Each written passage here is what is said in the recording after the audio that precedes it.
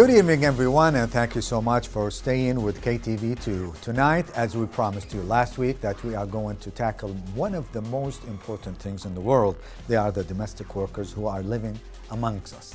Tonight, we are going to talk about domestic workers. They are comprised with significant part of the global workforce in the informal employment and are among us in the most vulnerable groups of the workers. The work for private household, even without clear terms of employment, unregistered in any book and excluded from the scope of labor legislation. Currently, there are at least 67 million domestic workers worldwide, not including child domestic workers, and this number is still in progress in the developing countries. Kuwait is in the first country in the Gulf, the GCC area, to regulate the work conditions of domestic staff through legislation. And right groups have urged the others to follow the same legislation. To talk more about this issue, stay with us. We will be right back, but first we have a very important report. Watch it and come back with us.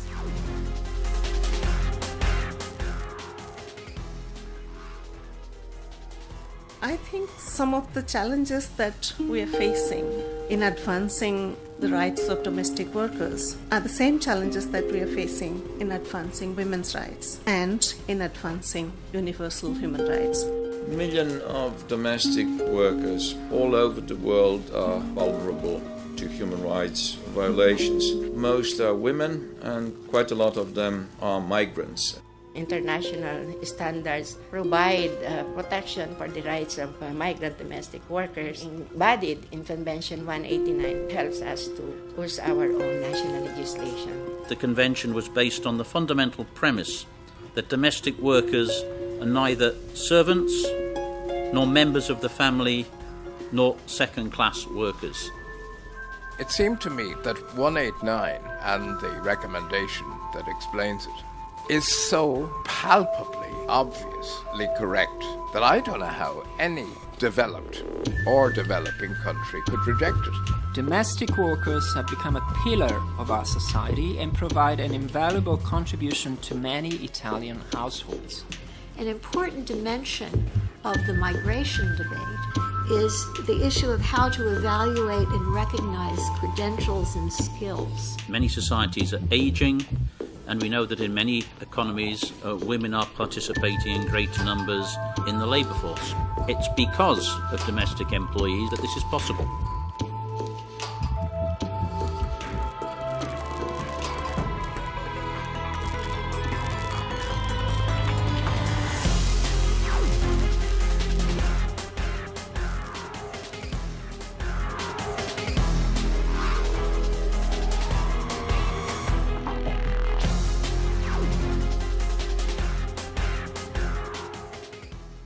The Ministry of Interior Affairs announced several regulations in 2016 and early 2017 to complement the domestic workers law that came into effect in 2015. The regulations elaborate on payments of wages, overtime work. The decree, which sets out measures to implement a landmark law adopted by Parliament, also requires employers to pay overtime for an extra hours worked. It grants maids the right to weekly day off, 30 days of annual paid leave, a 12-hour working day with rest, and an end of service benefit of one month a year at the end of the contract.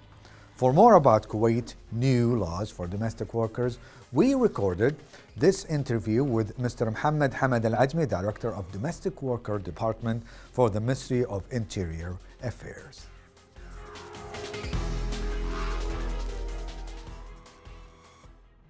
قانون الأعمال المنزلية 68 على 2015 طبعا صدر من المجلس الأمة من اللجنة التشريعية، تم الموافقة عليه. فإحنا بدورنا في وزارة الداخلية كسلطة تنفيذية نفذنا جميع المواد اللي صدرت في قانون الأعمال المنزلية اللي من 54 مادة.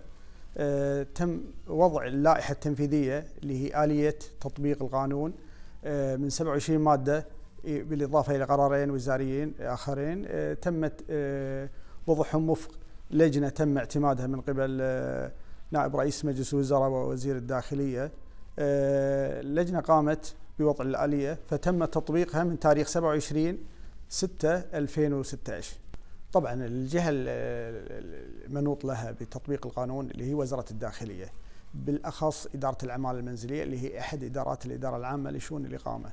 تم تطبيق القانون يعني وضع الآلية في تاريخ بعد صدور اللائحة بتاريخ 27/6/2016 بالناحية الميدانية ومن الناحية العملية في إجراءات التقاضي لحالة المحاكم. طبعا لغاية الآن تم حالة 315 قضية إلى المحاكم، والبقية تقريبا 1600 تم تسويتها في إدارة الأعمال المنزلية. طبعا في عقوبات اللي هي على مبدأ التدرج، تدرجت من 3 شهور وقف نشاط المكتب إلى 6 شهور إلى إلغاء نهائي. الوقف 3 شهور يعني تبدأ في عدم تعاون صاحب المكتب لاستخدام الأعمال المنزلية أو الشركة في حالة استدعاء من قبل إدارة الأعمال المنزلية وعدم حضوره للإدارة في وقف 3 شهور. طبعا احنا راح تصل في قرارات إدارية للوقف والتطبيق العملي. 2 إذا وصلت الأعمال المنزلية للمطار ولم يقوم باستقبالها صاحب مكتب الاستخدام يتم وقفه 3 شهور. إذا لم يقم صاحب مكتب الاستخدام الأعمال المنزلية في تسليم صاحب العمل اللي هو الكفيل العامل المنزلية طبعا فيها 6 شهور وقف، بالإضافة إلى 6 شهور. ال6 شهور في حالة وقف 6 شهور في حالة عدم التعاون مع الأعمال المنزلية في تطبيق القانون، وهو يتعامل بالمسترجع أو من قبل العمالة اللي يتم استخدامها من قبل الغير. راح يتم وقفه لمدة 6 شهور نشاطه، بالإضافة إلى بند إذا أبرم عقود مخالفة للعقود اللي صدر فيها قرار وزاري من وزارة الداخلية راح يتم وقفه 6 شهور، بالإضافة إلى إلغاء الترخيص إلغاء نهائي في حالة إدلاء بيانات غير صحيحة في سبيل الحصول على الترخيص، أو اكتشفنا أن تم تزوير في الأمر هذا راح يتم إلغاء الترخيص إلغاء نهائي.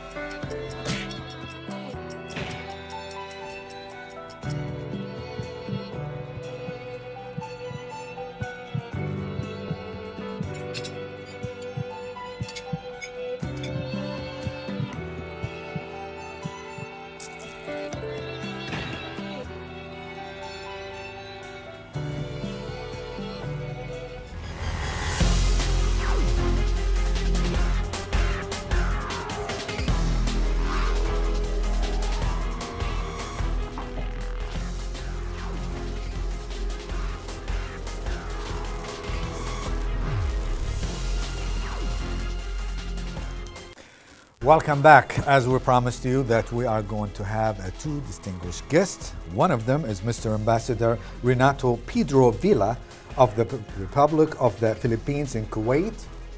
And also we have Mr. Alejandro Padaen, Labor Attache. Good evening, and thank you so much for joining us in the program. This episode is kind of a little bit vital than the others. Why? Because it represents, this episode, a very strong layer of our fabric of the society itself. Therefore, we are going to concentrate about our your fellow citizens who are working in the state of Kuwait, not only in the houses, also in different areas, companies, and ministries. Mr. Ambassador, I'm going to start with you. Kuwait's parliament approved a new domestic workers, which is going to help the workers themselves, not only the Filipinos, every nationality in the state of Kuwait. To what extent that do you think that this law is going to help the Filipino workers? Like, for instance, these law will be affected the Filipino workforce population in Kuwait? We welcome the passage of the domestic workers law by the Kuwaiti Parliament, since it will affect the biggest percentage of our workers here. As you may be aware, there are 165,000 Filipino domestic workers in Kuwait, and they are the majority of our workers here. And we hope that with the passage of this law and in its implementation, it will improve their situation here in Kuwait, especially those who are the most vulnerable sector, of course, the domestic workers. I think that you have something else you want to say, but let me go to your attaché labor, because we have seen lots of maids that run away from their employers. We're not talking about Filipino, we're talking about all nationalities. Yes. Somehow they have differences inside the houses, and she, resorts to run away and go to somewhere else, probably to the embassy itself. Exactly what she is going to expect from you as an embassy to help her problem with the employer? First of all, when they come to the embassy, we have a shelter there where they can stay temporarily while we are solving their problems with their employer. If their problems is with respect to their employers in terms of their contract, then we give them assistance together with the recruitment agencies of these workers. You need to reconcile with both parties, the employer and the employee. Yes, okay. We do some conciliation. Okay, together with together with the active participation, of course, of the recruitment agents here in Kuwait who deployed that particular worker. Okay, if there are cases filed, then our embassy, through the ambassador, will hire a lawyer to represent the worker in court. That's good. These other procedures are taken internally inside the embassy. What about outside the embassy, externally, with the government representatives, just like the Ministry of Interior? Are you going to inform them that you have a runaway employee? Yes, we sometimes bring these matters to the attentions of the Office of the Domestic Workers Affairs. I saw Mr. Alwasmi there being flashed in your screen a while ago. We usually interact with him in these cases. Okay, and of course we also interact with the police if there are cases filed for or against these particular workers. That's wonderful. Mr. Ambassador, your side of the story, what exactly you are willing to take action against whoever is, made a mistake regarding this issue about runaway maids from their houses? Like, you are going to, inform the Ministry of Interior and tell them exactly what happened? Yes. If it is a case of physical abuse or sexual harassment, we have to inform the police and coordinate with them to settle the matter. And if it is not settled at the police level, as mentioned by our labor attaché, we hire a lawyer to represent our worker. And of course, it will be elevated to the prosecutor and the courts, if need be, for our worker to get her rights under Kuwaiti laws. And they will get their rights no matter what. Yeah. Mr. Padaen, some cases it takes longer than it should, like maybe months or years to be resolved. And the sponsor is kind of a little bit hanging in between. He doesn't know what to do because he wants to bring more maids. And at the same time, the maid herself, the Filipino, probably some other nationality, they are still hanging in the embassy. What exactly you need to do to speed up the process? Actually, here in Kuwait, compared to Saudi Arabia, for instance, where I was assigned, it's faster to bring home stranded workers. We call them distressed workers from our shelters. Okay, and but those that take long are usually those workers whose employers filed cases against them. For example, theft cases.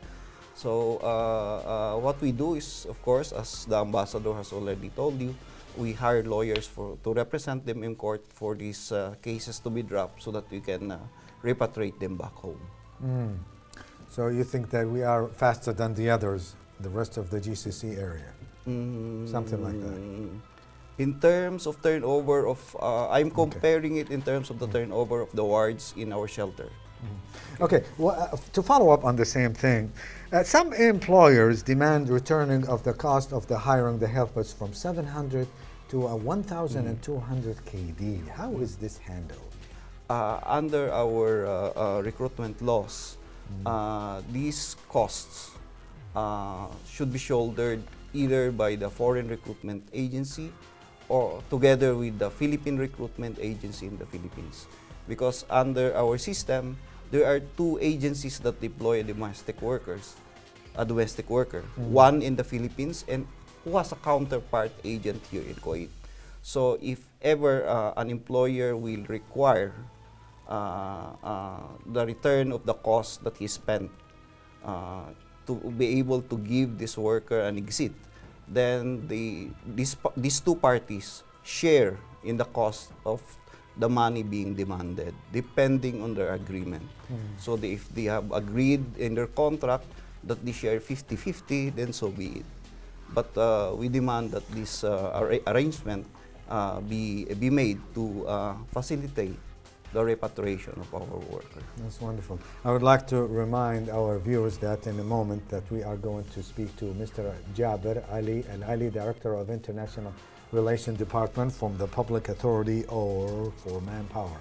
Let's go back to Mr. Ambassador. Mr. Ambassador, I don't want our viewers to think that the only good people of Philippines are working here in houses. No, it's not the same thing. Lots of good engineers and also technicians and doctors and nurses and etc. that are still working in the state of Kuwait and abroad. What exactly do you think that this law is going to help them or not? Or it's irrelevant to them? I believe that the law will foster a better image of Kuwait before the Filipino workers and before the Filipino community. And as for the other skills that we have here, skilled workers, then who help us also in some way regarding our domestic workers, it will help a lot in promoting Kuwait's image. Yes, before the Filipino community. So we will come back to this, but now Kuwait's Public Authority for Manpower opened a shelter for expatriates, females workers in the country. The shelter established for those having problems with their sponsors. They can stay until they are ready to leave the country after obtaining all their rights and financial benefits. For more about this issue, we have Mr. Jaber Ali Al-Ali, Director of International Relations Department from the Public Authority for Manpower. Mr. Ali, Masakallah Bukhair, good evening and thank you so much for being with us. Good evening. It's my pleasure to be with you today. Sir, what forms of assistance do the expatriates, workers, shelters, institutions often to runaway or probably to offer to the runaway people from their houses? What exactly that we are talking about? What exactly your role in this situation? Well, the Public Authority for Manpower role in this procedure is to provide all the essential services for the worker, legal services, health care, and all the needed services. And as you mentioned, she can stay as long she needs until her issue with her employer or finishing all the needed paper for her to depart back to her country. طيب. Male domestic workers have no shelter where they can run to in case of escape from their employers for whatever reasons. So are you going to protect them or not, or this is only for female workers? Well, if your question is about there's a shelter for men, meanwhile we don't have such as institute. But we are in the process of having one. We started already to look for the location for a male shelter, and we are seeking all the needed approval for this thing. So hopefully in the near future we will have one for male workers. Regarding the protection is not only provided by the shelter. Also, as you previously mentioned during this your program, is if he's a domestic worker, he can file a complaint, or he can go to the embassy, or for the domestic labor worker department, the Interior Affairs. For the private sector workers, they can file complaints in the labor dispute department, which is have offices all over Kuwait areas, and we will provide them with the needed protection. Wonderful. Thank you, Mr. Jaber Ali Al-Ali, Director of International Relations Department from the Public Authority for the Manpower. Now, let's take a closer look at the Article 5 and come back with the Ambassador and the Attache later.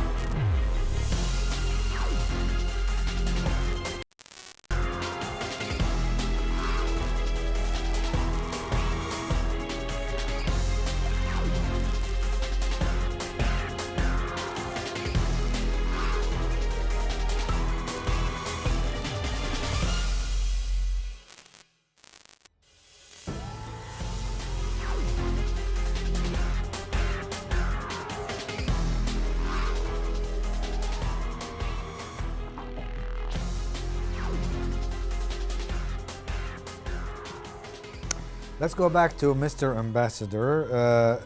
Briefly, and before we picked up that phone call for Mr. Ali, you were talking about other professions in the state of Kuwait. These people are working so hard, and they are highly competent, and everybody wants to have some of Filipino workers in the state of Kuwait. Let's go back to the law, and let's reiterate the question once again. Do you think that the law is going to protect them or not? We have several categories of workers here, and we are thankful to Kuwait for hiring them and welcoming them here and giving them the opportunity to work here. Out of the 250,000 Filipino workers here, as I mentioned. 250,000? Yes. And of course, the majority and they are increasing. Because when I saw the data in this December 2014, there were just 188,000. After almost a year, it increased to 218,000, and now, as of August, there are now 250,000 Filipino workers in Kuwait. So they are increasing, and of course, the increase is more about the jump in the entry of our domestic workers here in Kuwait, 165,000 now. But we are glad to note that 160,000 around 70,000, yes, in Kuwait. So around 70,000 are working for the private sector, different businesses. Others are working different areas. Yes, and around 3,500 in the government sector, mostly nurses and other health workers. And, Mr. Padaen, since you are the labor attaché, the offices, the recruitment agency, they demand a sum of money, no less than 1,000 KD for each Filipino, no less than that. What about the government back in your country? How much does it get from that? We do not usually get money from the recruitment agencies in Manila, except for the processing fees when they process the workers that they deploy here. In the same manner, when your recruitment agencies also in Kuwait will process documents at the embassy or at the polo, we also charge fees to them. But I can assure you that these are just minimal, and it doesn't affect much the financial. So you don't charge anything from them, only for the fees, like only for the processing, and papers and processing, yes, and medical fees, etc. No, the medical fees are paid directly to the clinics who does the examination. By the recruitments, not by you. They have to pay for it. The officers. Yes, okay, not you. Yeah, and these clinics are accredited in Manila, are accredited by our Department of Health. And if they go to these accredited clinics, it is these clinics that charge the fees that they need to pay for their medical examination. It doesn't go to the government. It doesn't, nothing goes to the government. Mr. Ambassador, what exactly it requires from the agency workers to protect your employee exactly? Like your national Filipino fellow citizens, when they come here, you need to protect them. What exactly you tell the agency not to do so and so and so and so? Our labor office requires that each Kuwaiti recruitment agency will have a Filipino representative or Filipino secretary to see the situation of the workers and deal with the employers. They are the first contact point between the embassy and the employers. If the workers will inform us that they have problems with their employers, so they coordinate with us to mediate between the employer and the worker if they have problems. So if they sometimes they know where the employers are. So if we cannot locate them, we first ask the agency and ask them to see the situation of our worker. So that is their duty. That's their duty. Yes, yes. Mr. Padaen, back to you. Once the runaway maids they reach your embassy, what exactly that you are going to do in order? We have spoke about this one here before at the beginning of the program. I want to go back to it and emphasize on several things. What exactly you are going to do once she is inside the embassy? The first procedures. Yeah, procedurally, what we do is that is to interview the worker. Procedures and laws and the same thing. Yeah. Procedurally, we ask them to make a statement. Okay, we list all the belongings that they bring to the embassy. That's why we know if workers really stole something from the employers or not, because all the belongings are inventoried. All those that they do not need, we keep them in a storage area. To be retrieved only after they are repatriated. Okay, and then we do a listing. After that, we show to them the rules and regulations of the center. If they agree, then you have to sign. Okay.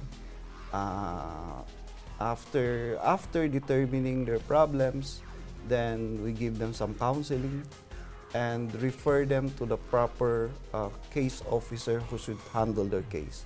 So as I told you earlier, if for instance their case is they were maltreated by their employers or raped, then we refer them immediately to the embassy, who refers them immediately to the hospital for the necessary medical examinations in preparation for the filing of a case. If their case are just labor cases like unpaid salaries, then we immediately call the Kuwaiti recruitment agent to immediately call the employer to pay the fees that they failed to pay to our workers. Okay. After that, then if they agree to be sheltered at our shelter, then they sign the forms, and then we bring them inside. And of course, after that, then if there are cases to be filed, then we go through the motion of filing these cases and bring it to a necessary conclusion. If there is an amicable settlement between the worker and the employer, then we demand that the worker be immediately repatriated to Manila as soon as the necessary agreement has been drawn. Unfortunately, there are some, some misfortune incident that occurs here and there.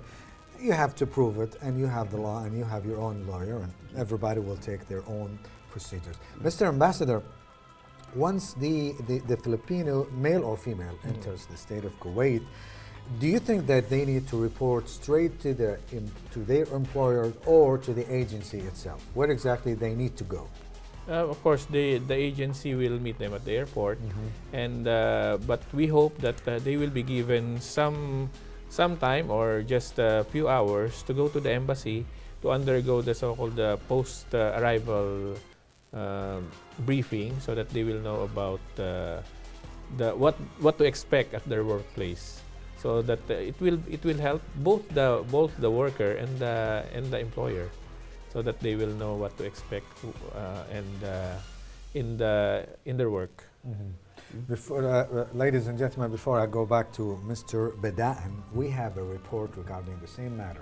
Watch it and come back with us.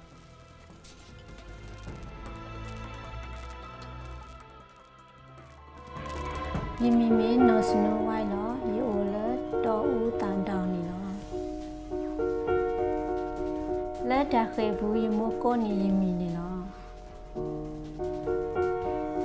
Yama here tamado, Papa Putale, we boko, you go bune, a pukui to see who ni no. Pay a tao sit in your car, ye party, do dog where a client me a dog to a hook. Talo bayale, you buy each or treasure, you move, you dog where a seat at the panny no. Lay at the wall, you shake a papa dog who mukia, lematala, you go, hecky dot, ye lepo away the kini law. But dot or tole, bako, wala cla, dot, bele dusu, you go a sir to cabani law. Look glare, that ought to old, but the oba tiba sigoni law. Away the pernubola, tole boo, aga kissini law. Penika ye tat ni bado ye so mule ye kati ni lo. Pepele dule boko do awete le pabwale boka da poti de pa hi ni lo.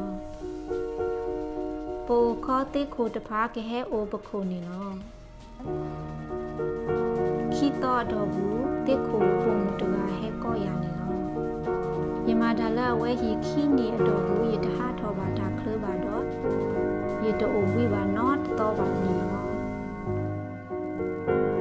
Kinia do we the heart of what I could not a blow banino. You don't need my lale, the lane, the sea to lanino.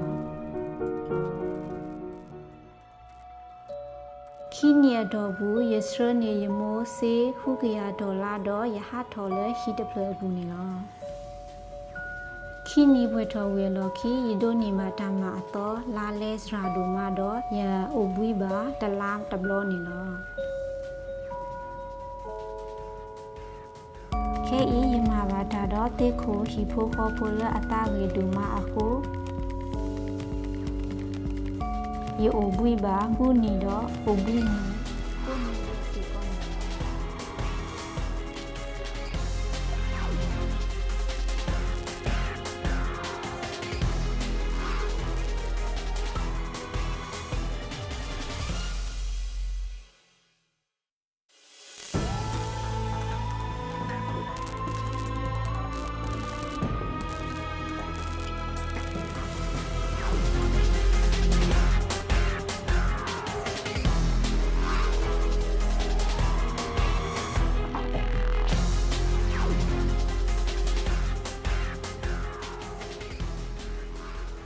We'll go back to Mr. Padaen, the labor attaché, and while we were watching the report, you had something in your mind you wanted to add. What is it? I would just like to add to what the ambassador said regarding the orientation seminar. Actually, we have 2 orientation seminars for our departing workers. One conducted in Manila. We call it the pre-departure orientation seminar. It's more or less a general orientation for workers going abroad. But once they come to the specific country of their destination, we ask the recruitment agencies also to bring them to the embassy for what we call a post-arrival orientation seminar. That's the more specific seminar that deals with the situation of the country where these workers are deployed. That's wonderful. Mr. Ambassador, there are lots of challenges ahead of us, not only you, everywhere in the world. Right. You must have some kind of specific challenges you would love to remove them from the way as an obstacle. What exactly we're talking about here? How many challenges that you have here? Of course, the main work of the embassy now, around, I should say about 60 to 70% of our work is focused on our workers and their concerns, their problems. I mean as an embassy? Yes, as an embassy. You are focusing on your fellow citizens, right? Right.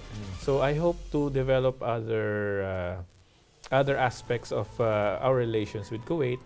As you may be aware, Kuwait has substantial investment in the Philippines. There was a Kuwaiti who invested in a luxury resort in an island. There was also this Kuwaiti company, KGL, who invested in the industrial state in the north of the Philippines, and we hope to engage in more, to encourage Kuwaitis to invest in the Philippines. And of course, we buy the biggest portion of our oil. We import them from Kuwait. In fact, almost $1 billion. So our balance of trade is skewed in favor of Kuwait. Our main exports are only bananas and pineapples, only 40 to 50 million US That's dollars. Wonderful. That's my favorite food, banana and pineapple. Yes, so we hope to increase our exports to Kuwait. Yes. We hope so. Mr. Padaen, as we mentioned earlier at the early hours of the program, we were talking about how, the maids that they run away from their employer, they seek refuge at the embassy. And we mentioned that it takes months or probably years to resolve this because it's kind of a little bit complicated. During this time, do you put them to work? Do you make them more productive than probably sitting idling, doing nothing? What we do usually, because we are not allowed to bring them outside to work again, our mandate is to repatriate them back home. But while they are staying at the shelter, we conduct reintegration programs for them, meaning programs that will make them useful when they go back to the Philippines. And most of these are livelihood training programs that they can utilize when they decide to stay in our country. So, like for instance, right now we are conducting a computer literacy program for them. Okay. Another one group of, because we do this in collaboration with organizations and institutes and other Filipino organizations here in Kuwait. Another group of Filipinos is proposing that they conduct some manicure and pedicure programs. It will start next month. So these are the type of programs that you are keeping them busy. Yes, not sitting around doing nothing. Yes, and some religious organizations are also doing some counseling, psychological counseling, so that their well-being will also be taken care of. And of course, there are sports enthusiasts also who regularly go to our embassy to give them to conduct exercise programs for them. We also hope that we can provide them with some recreational facilities as our space requirements will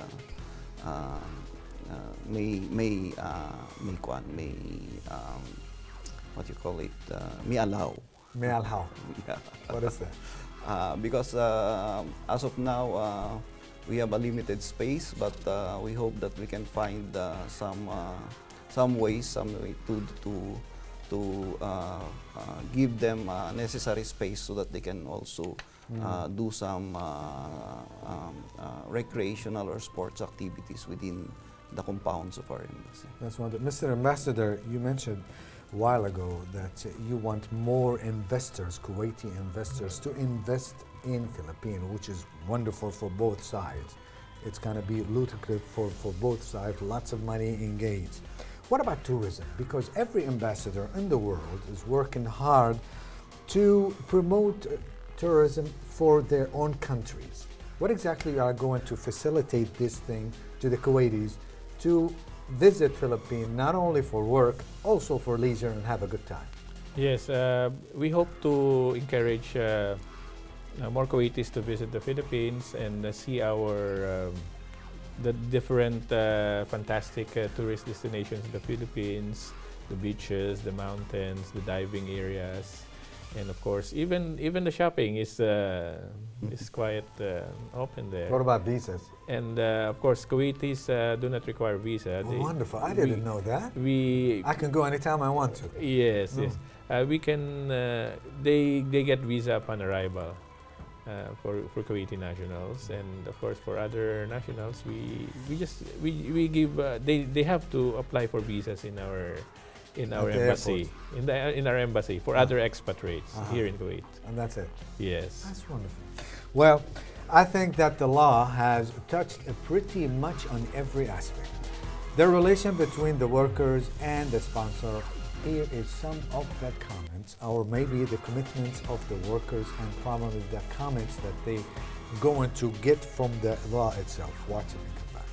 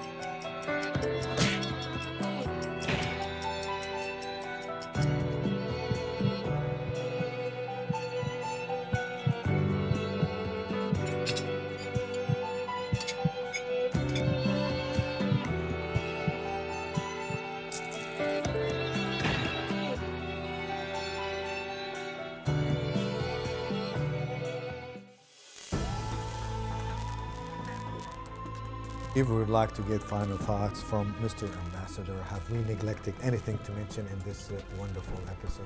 Of course, I hope to foster closer people-to-people relations between Kuwait and the Philippines.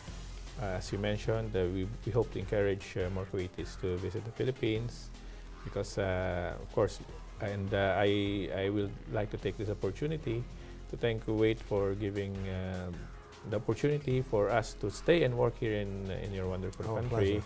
More than 250,000 now and increasing. So we hope to have also some cultural exchanges with Kuwait, and I wish that in this aspect I would like to thank your National Commission for Culture, Arts and Letters. For last year they invited the UP or University of the Philippines Madrigal Singers. They sing a cappella, and they were well received by Kuwaitis and the diplomatic community. And we hope to send some more cultural groups from the Philippines so that the Kuwaitis will learn that we are not just about workers and domestic workers, but also talented people who have this. There's no doubt about that. Yes. Mr. Padaen, what about you? I would like to reiterate what the ambassador said in thanking the country of Kuwait for hosting our workers. For the next several years that I am here, I hope that there's a pending bilateral agreement between the country of Kuwait and our country with respect to the issue that we are discussing, domestic workers. We hope that we can bring that to a final conclusion where we'll hear with the ambassador, so that it will the relationship in terms of fostering a better relationship between the employers, the government of Kuwait, and our workers will be better enhanced. And I would like to reiterate as well what the ambassador said a while ago, to invite all Kuwaitis to visit our beautiful country. For those who love the beaches, we have a lot of beautiful beaches, world-class beaches. Boracay, for instance, a world-class beach. So, and Palawan can also offer you facilities that more or less equal most of the tourist attractions all over the world. So we hope that Kuwaitis will try to explore our country, considering also... Honestly, it would be our pleasure to visit your wonderful country. And since we do not require any visa, I'm going to be the first one to visit. Yes. Thank you so much.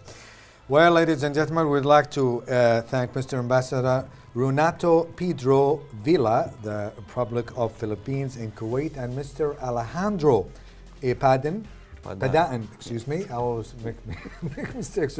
Padaen, Labor Attache. Thank you so much for being with us. Thank you also for inviting us to your program. You're welcome.